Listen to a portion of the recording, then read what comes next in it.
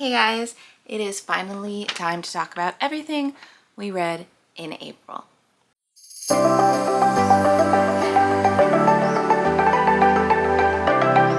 Hey guys, if you're new here, welcome to the Book Path. I'm Nicole, and if this isn't your first rodeo, thanks for sticking around.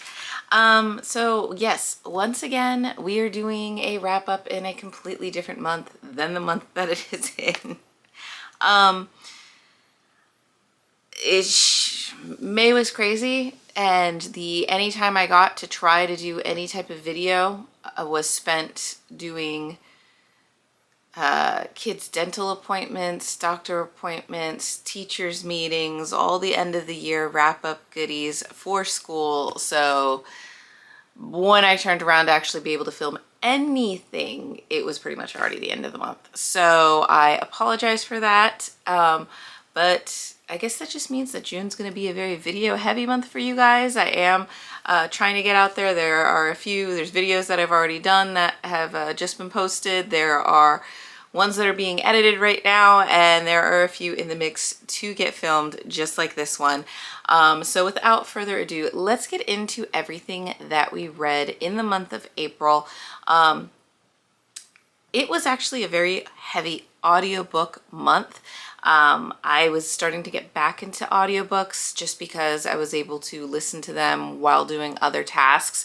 Some of them were fantastic. Others were interesting due to different reasonings.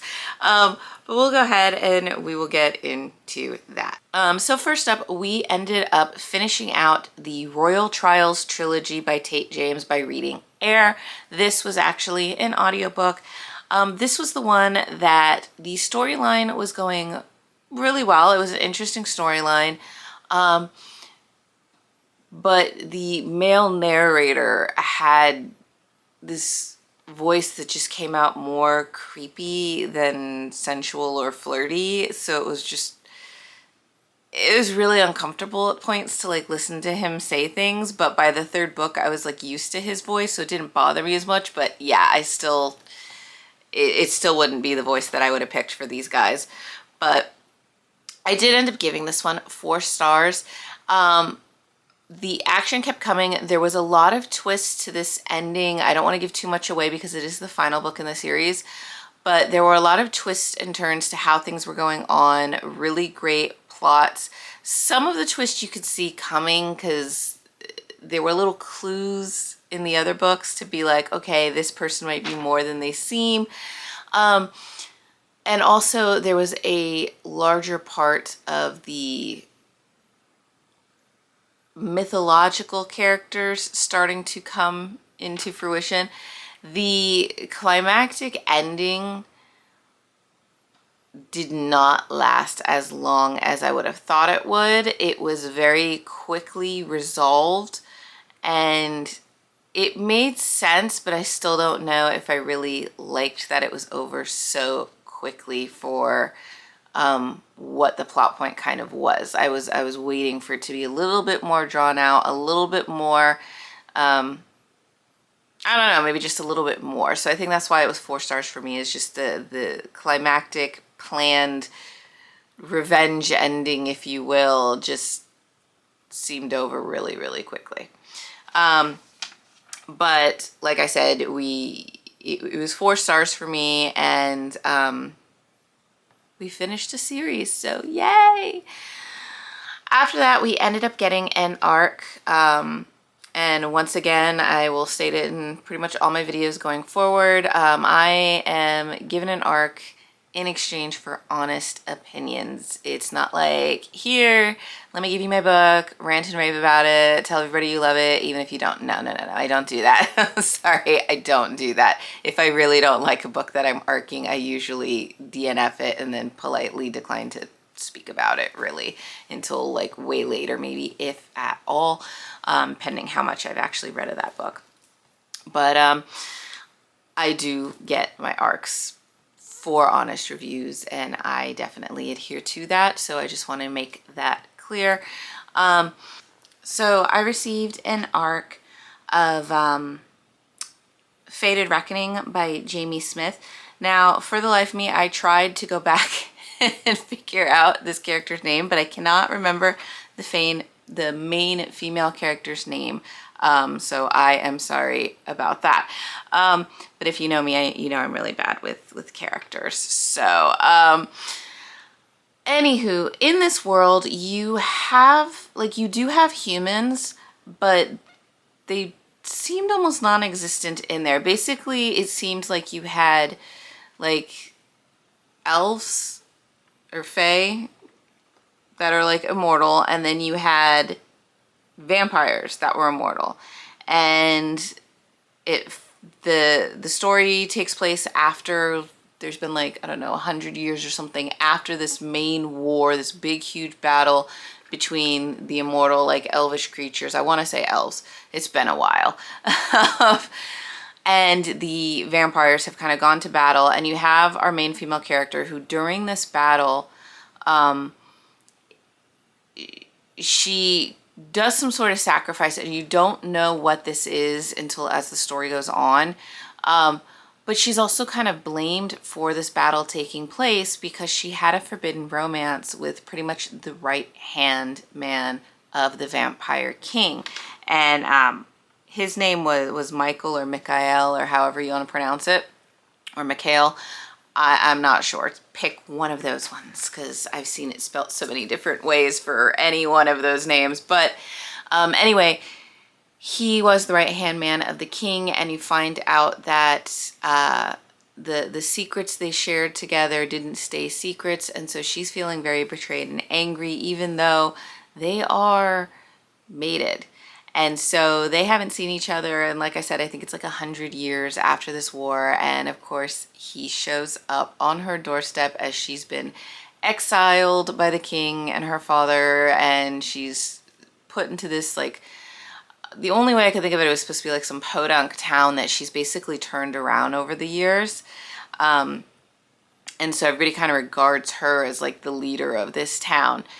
And of course, he shows up and she's furious, like, why are you doing this? Why are you here? I don't want to see you again. And his reasoning is because there was a errand or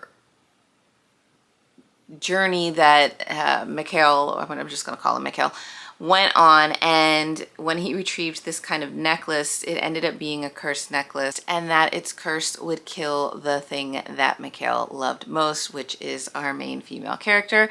So in order to defeat this curse, break the curse if you will, they have to go on a journey to collect these fragments and do this kind of hero's quest to save our main female character, and in so doing maybe rekindle a little bit of the lost flame between them and find out what really went down to cause this epic battle that happened so long ago. So I ended up giving this one 3 stars. It was good, but I felt like there could have been a little bit more with it. The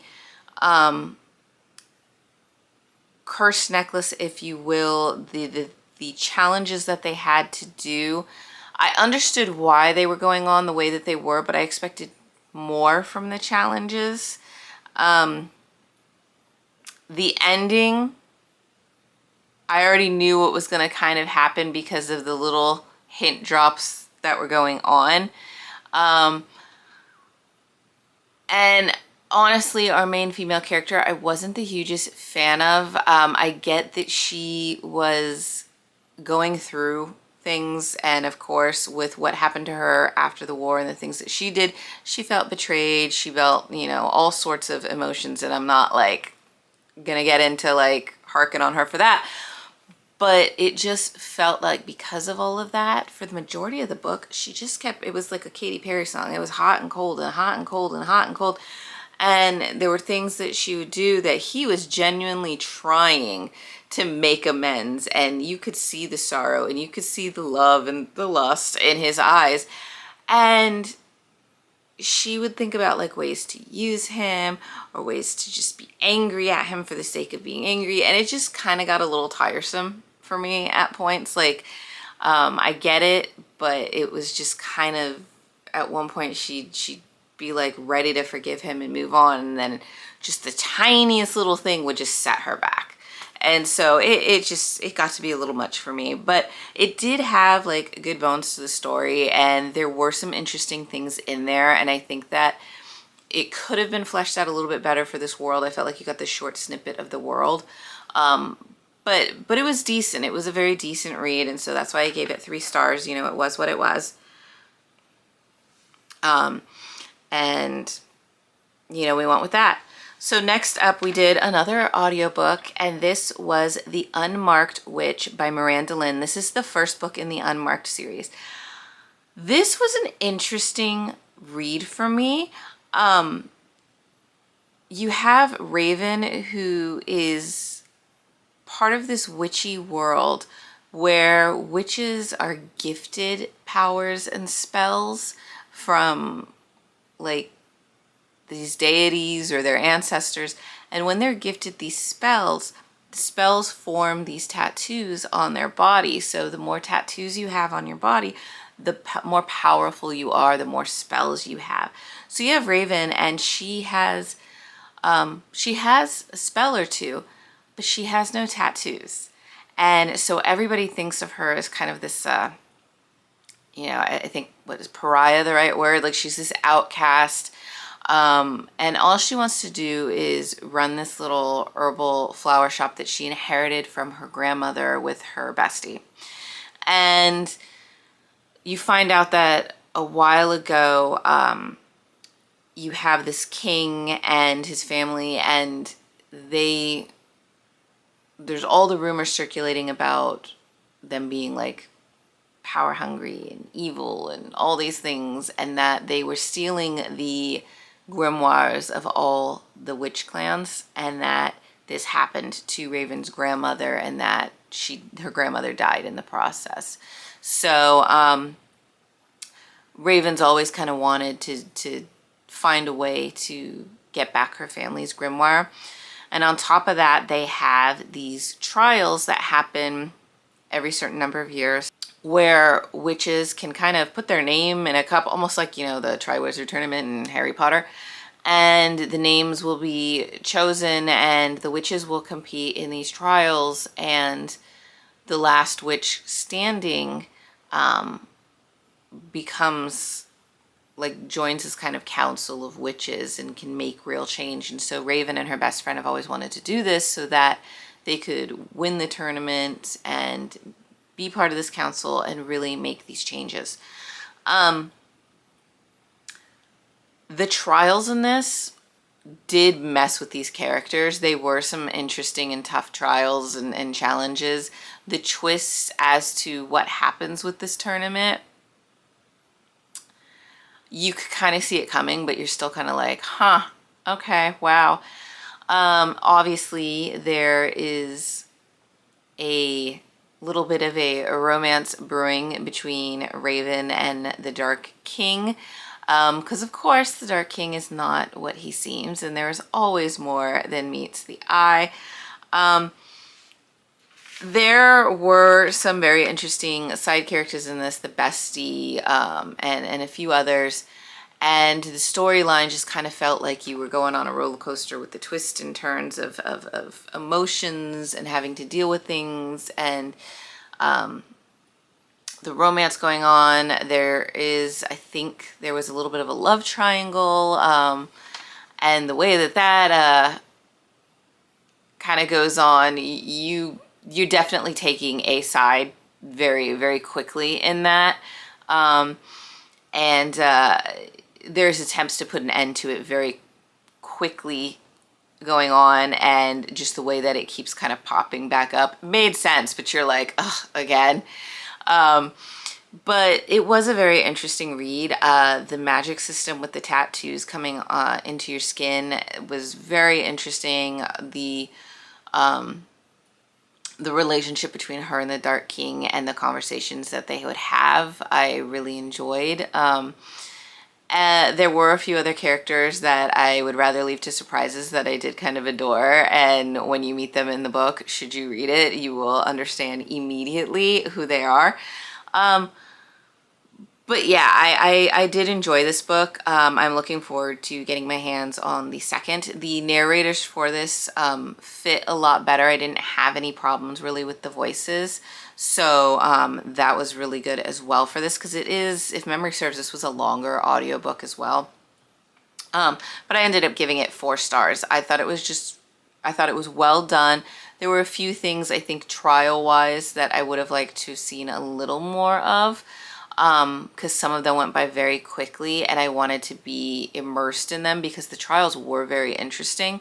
So, well done on that. I just wanted a little more, which is always a good thing, I guess, if you're the author, to hear that somebody wants a little bit more of your story. So yeah, so 4 stars for that. I ended up reading this one for Romanceopoly for the Secret Stacks book club for Quietly Feral, which was to read an indie or self-published romance that is not on a bestseller list. I've never seen The Unmarked Witch on a bestseller list, so I'm counting it for that. I didn't see anything really on it, but I do know that it was kind of an indie self-published book. So it counted it for that. So hopefully it's not on a bestseller list anywhere and negates that. Now I feel like I need to check or something, but I'm going to go with it because I hadn't seen it listed as bestseller or anything like that. So we're going with it. Next up, we did another audiobook. Like I said, audio heavy month. And that was A Wizard of Earthsea by Ursula K. Le Guin. This is an oldie. It did come out, I think, in the 70s or 80s. It is a little bit of an oldie fantasy series, mostly aimed at a YA audience. I was familiar with the Earthsea series because growing up, they did some made-for-TV movies on the Earthsea books. And then they also did I am going to botch this name and I'm so sorry, but the Hayao Miyazaki, they did one of the Earthsea books into a movie as well, and I really liked that one. So I was a little familiar with this series, but I had never read the books before. And I knew that this was a book for the 2026 Reddit Fantasy Bingo Challenge that I was using for the Explorers and Rangers option, because it was on the Reddit listing as an option for this. So I was like, okay, we're gonna go with that. I ended up giving it 3 stars. It was what it was for me, and I think that was the case because this really is just a pure fantasy exploration. You have this kid who grows up in a farming village, and he has a little bit of magical powers that he's kind of learned. I think it's from his aunt, and it involves changing the weather and things like that. And apparently what he learns from his aunt, he spins and he ends up in this small skirmish or battle, and he kind of helps save the village. And from that point on, he's kind of heralded. When he was an outcast before, now he's kind of oh yeah, you helped save our village. And news gets around, and another mage comes into the village, and he sees what this kid has and offers him the ability to kind of come and apprentice under him. And so he goes with him because he wants to learn all the magic he can learn, and he wants to be powerful, and he likes this. So he goes with the mage, and the mage is almost one of those Miyagi mages where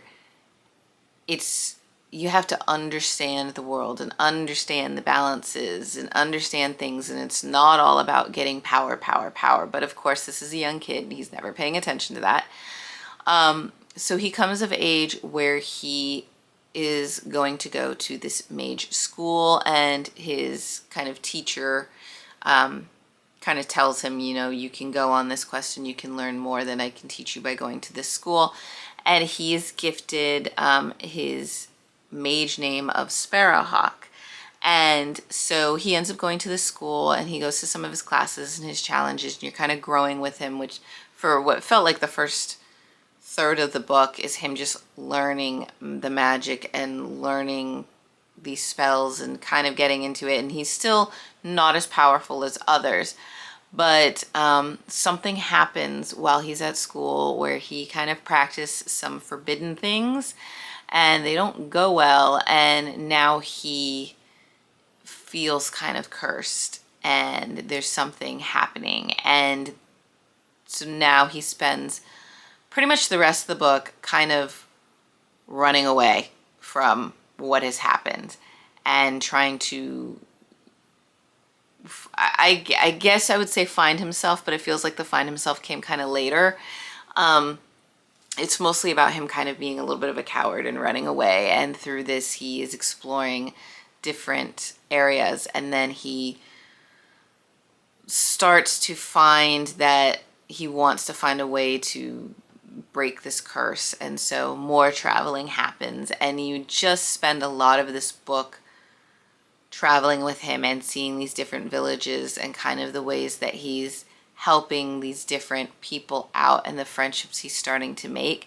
And at that point, it felt like you're starting to create the basis for what's going to be Sparrowhawk's story and this series.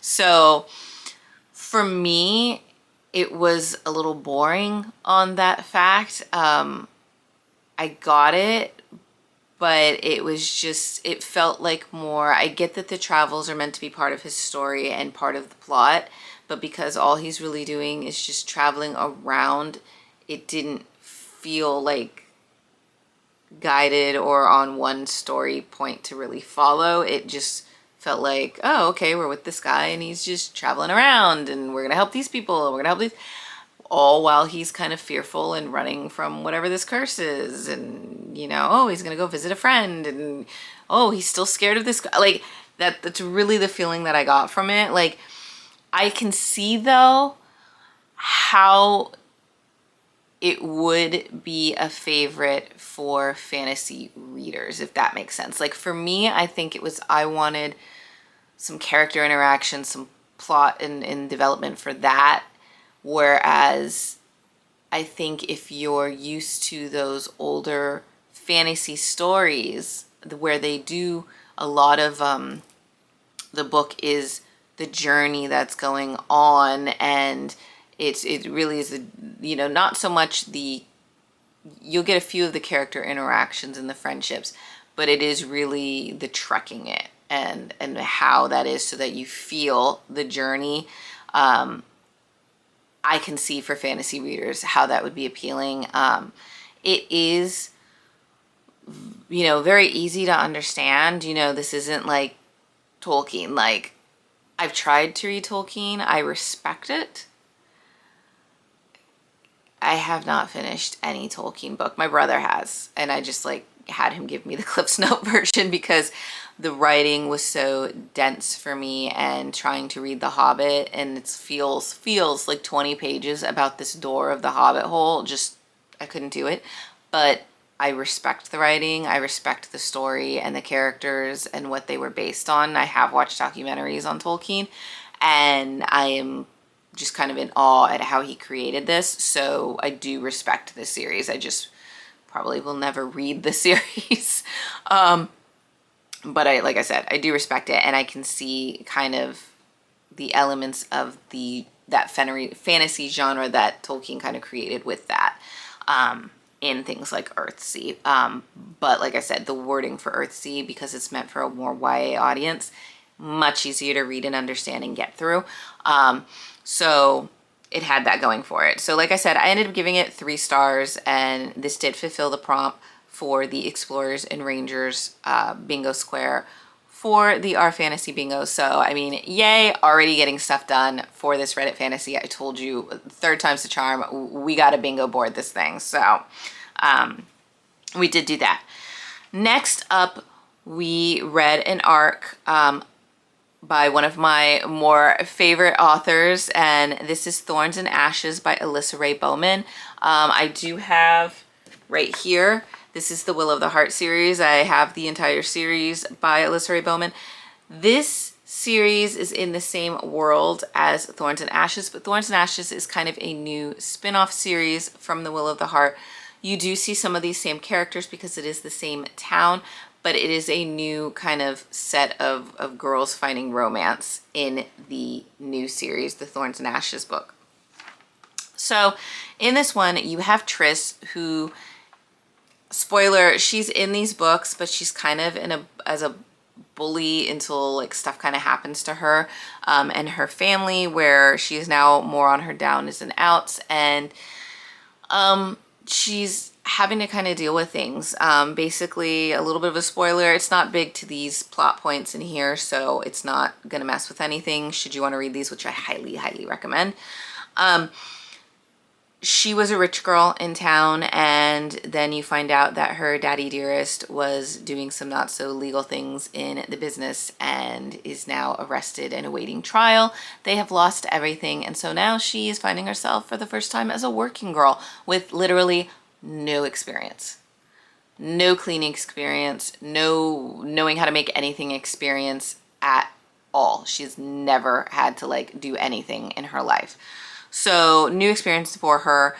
She is kind of your bitter, sassy girl, and she is strong. Like she is trying to do it and get through it. So like you do find yourself having a lot of respect for her now that she's kind of going through this. She ends up getting a job at the cafe in town, and she's just kind of trying to survive and figure this out. And at first it's with the intention of, my dad's innocent, we're going to beat this, and I'm going to get back to being rich at some point. And then how that changes to her not really caring anymore about her parents, just kind of wanting to be on her own. And she's starting to kind of like the challenges that she's getting because it's making her feel accomplished in herself. And so the development with her, I really loved that. On the flip side, we have Levi, who we meet him in the Will of the Heart series. And there's a tragedy that befalls him where there is a spoiler. He's not a huge character in the series, so I feel like I can kind of give this away too. But obviously there are some spoilers with this, not huge ones, but you find out that as a firefighter in another state from where they are in this story, he was engaged to a fellow firefighter, and during one of these wildfires that goes on, she dies saving his life. So he's dealing with a lot of trauma and loss, and obviously the aftermath of, you know, being burned by the fire himself. And he decides to leave his town of where they were and travel over to the town where the Will of the Heart series is and start working at the fire department there. He's obviously working through his traumas, he's working through his grief, and he's very, very grumpy. Like, so he is grumpy. He obviously meets our main female, Triss, and they bump heads in the most satisfying of snarky ways, because obviously he is our grumpy and she is not sunshine. She is not sunshine. She is sass and spice and everything. And the quips and the jabs that they take at each other, you're like, ooh, well done, but wow. And of course they end up being neighbors to each other, and that just adds to the further tension and conflicts and things. But alas, he has this very sweet dog, and Triss is a sucker for the dog, and it's through that beautiful, beautiful dog that they're starting to see past the differences, starting to have their understandings, apologize for their misjudgments and things, and the romance is building from there. So I gave this 4 stars. I liked the development of the characters. I loved, like with the Will of the Heart series, these are very heartfelt stories, very emotional stories, and very deep, and they do, you know, kind of touch your heart. For me, the reason why I gave it 4 instead of 5 stars is because of the grief that he's going through. I felt that the romance with Triss for the series was too soon. I would have maybe had one of the other characters that you know in the series is going to have a love romance. I would have maybe wanted one of their stories first and then Triss and Levi's, or that more time would have passed before Levi would have left his old town to come here, because I think it's only within like 6 months that he has moved and he's now here and starting to develop the feelings, you know, after it's like less than a year after the loss of his fiance. So for me, it's a personal choice, personal. I felt that was a little too soon for him to be discovering this other deep love and connection. I get it though, because they do address the healing parts of it. And Triss, you know, I respect her for this. Being able to understand that loss and that love that he will always have for this kind of other woman in a way. But also the kind of feeling that this other woman is now the angel bringing them together was a very sweet touch to it. But like I said, for me, I think it would have just flown better if there had been more time between the loss to Levi discovering love again. But like I said, that's a personal choice for me. So yeah, but also great book, definitely continuing the series. So stay tuned for more of that. Next up, we did another audiobook. Don't worry, we are getting close to the end. This is the second to the last book, and this was Bow Before the Elf Queen by J.M. Curl, or Carol. I'm sorry if I botched the name. So in this book, we have Leala, who there's a little bit of a history that I'm trying not to give away, because you have this mated bond between her and the High Elf King. They're all elves, and stuff has gone down with like a joining ceremony as children, and she has been secreted away due to some circumstances that go down. And you end up finding out years later she's grown up amongst humans, and she's very powerful, very strong. She's a little bit of a warrior, and the High King comes back into her life, whisks her away through a bargain where she, you know, he's like, you are my mate. You are supposed to be with me. We are supposed to rule. And she's like, I don't want none of this. I don't want you. I don't want anything to do with your family for what they did to mine. Just a lot of like this is your kind of enemies to lovers kind of tension. But so they go on this kind of path to try to, for her, find a way to break this bond so she can just go on and live her life. And the Elf King's like, okay, you don't want, like, he wants to try to be with her, but at the same time, it's kind of, you know, I can only take so much, and if this is really what you want, then I'll help you find a way. But obviously this is, once again, one of those for the girl hot and cold things where she's like, I'm attracted to you, I do kind of want to be with you, but then I don't want to be with you. And it really comes down to like her pride getting in the way. And you know, I think I liked the side characters on this more than I did the main character. At least the girl, the High King, I liked. I liked him. I ended up giving it 3 stars just because, while the plot was good and interesting, it was really the main female character that I just found her irritating. Like she just kept fighting every little thing in this almost bratty way. And now I love me a good sassy, strong heroine, but when it reaches on the point of being a brat, I'm not about it. I'm not, like, just don't. I get annoyed very easily by those types of characters, to where I'm like, the guy seemed normal, seemed more mature, and seemed like better, that I'm just kind of like, why would you, like, just cut her loose, man? Cut it, like, not worth it. And for a long time, that's kind of how I felt about Leala in this. Like, she was decent enough of a person. Like, she's not a bad person. It's just, for whatever reason, instead of working with the High King or just even trying, she just put up this wall, and it was like nothing. Like, nothing's penetrating this. And, you know, no, but at the same time, she would like flirt, or she'd say these things, or she'd be like, and it was just, it was getting to me at points where I found her annoying. She does redeem herself by the end, like, she really does. But yeah, I'm like, this is one of those ones where I don't know if I'll continue with the series. We will see.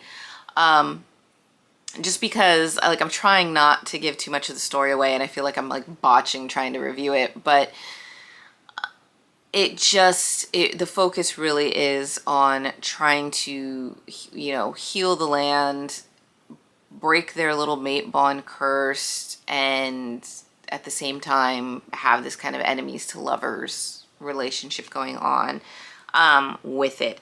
So I did read that. Like I said, I gave it 3 stars. It was what it was, but like I said, if she wasn't so bratty, and then trying to find out more about their bond and the magics and kind of the links between them, I felt like it could have gone a little bit more in depth.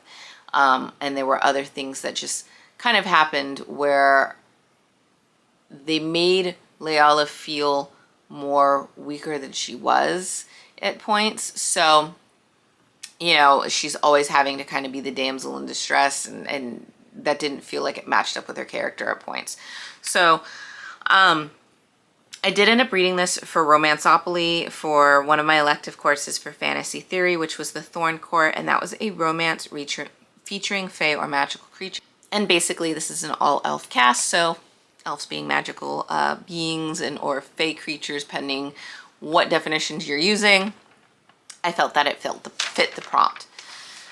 So finally, that brings us to our last read of April, which we are saving the best for last. And that was an ARC read of the book Pieces of Me by Haley Harris. This was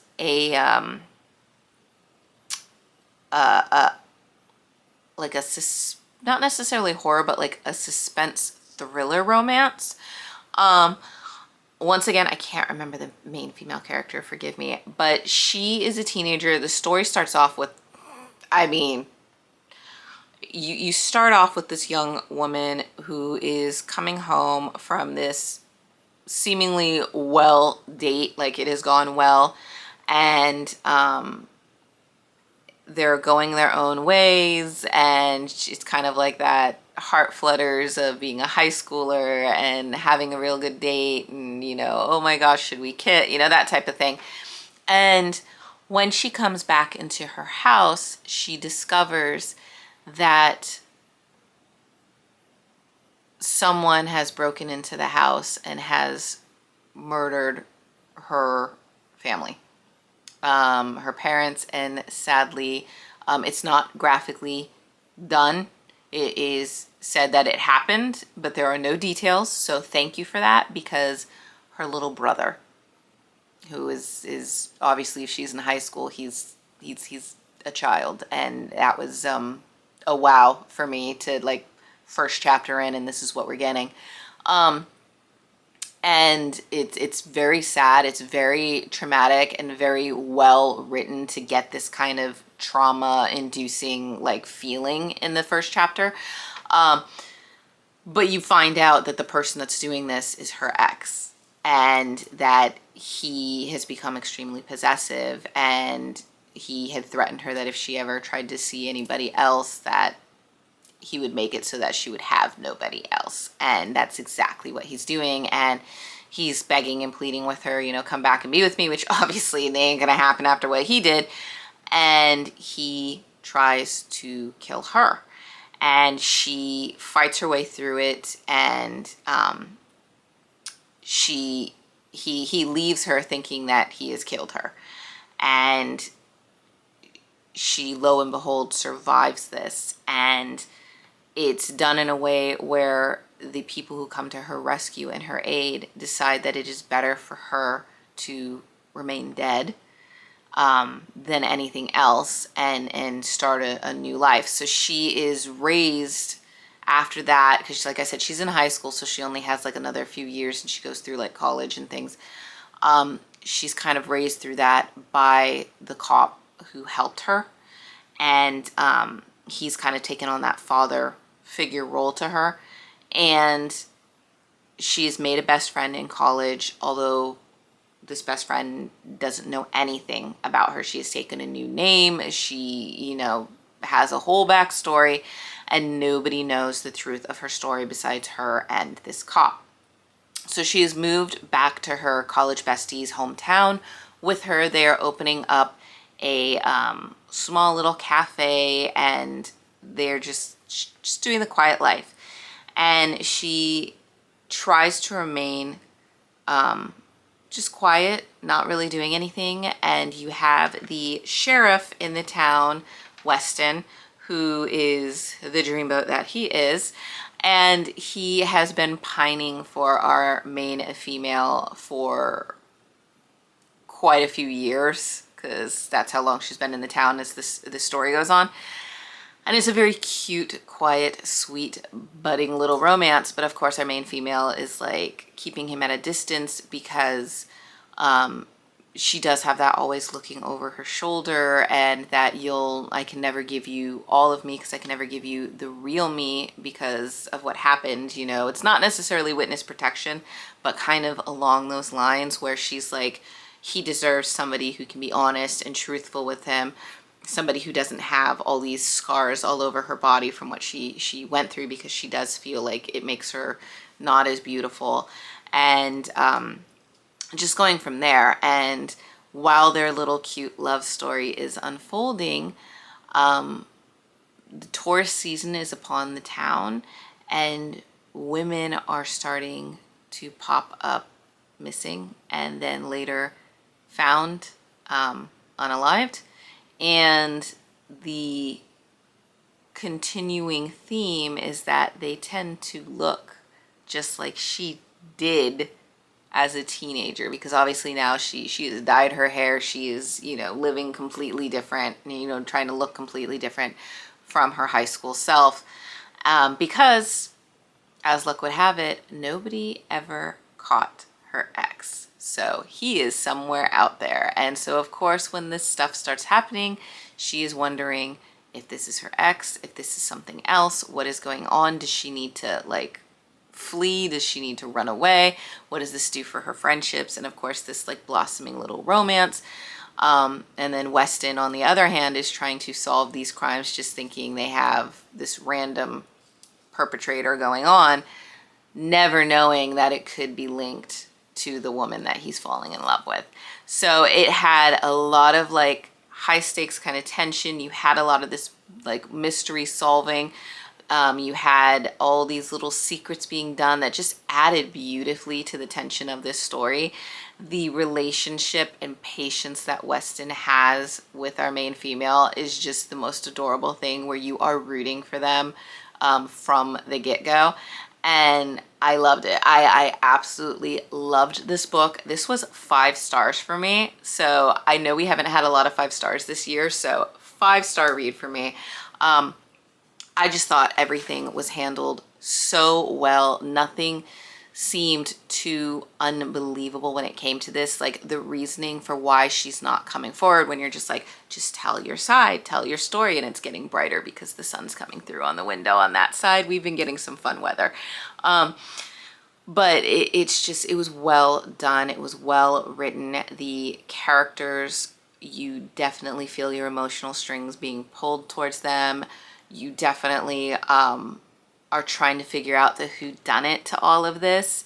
There is a twist that I was like, well, that I didn't really see coming, and that's really interesting. That make this story go in a completely new direction. And then when you think you're done with that, another twist. So it was like a boom, boom, boom towards the end, where you're like, oh my gosh. But like I said, our you know, the hero romance with the sheriff and our girl, and the found friendship and found family that she starts to have, and what that means to her after she's gone through so much. I mean, you are truly rooting for them and their story and their happy ending. And you know, all the while still having those wonderful little tidbits of a mystery on hands, and a whodunit crime, and just all the wonderful little elements that come with that. There are a few, not really graphic violence, but I think for maybe some, they would classify it as graphic. but you know, there is a touch of violence and things going on, you know, so if you have some triggers, definitely check some trigger warnings, because this is that kind of thriller suspense with everything that I've kind of said going through. So but I felt it was handled very well. There is tension, there is just, you know, love and sweetness and everything to balance out that tension. But yeah, 5-star for me. Really enjoyed it. I ended up reading it for the Romanceopoly game for the minor in dark psychology, the Mirror Wing, which was to read a stalker romance or romantic thriller where someone is being actively watched or followed. And that does happen, so fit the prompt, and got another one done for Romanceopoly. I mean, we are really making it through Romanceopoly, which I'm loving, because I want to have that be my 2026 goal, that we are completing our challenges. So yes, that is everything that I read for the month of April. Took a little longer than I thought to both film this and have this video, because it's a long video, so thank you for sticking with me. But that is what we got. We are reading a little bit more, so yay. And taking a little bit more of our challenges, you know, down, getting some challenge points done. So I am happy with that, but I am going to go, because you guys have been with me this long. Go ahead, go enjoy your days. Hopefully the weather is everything you need it to be. Hopefully just it's June as we're doing this, so hopefully you are either starting your summer break or you're getting ready to start your summer break, and weather is being good and your summer break plans are going to be everything for you. So I hope that. So stay safe, stay hydrated, have fun, take it easy, relax, do everything that you need to do for you, and I will see you guys in the next video. Bye.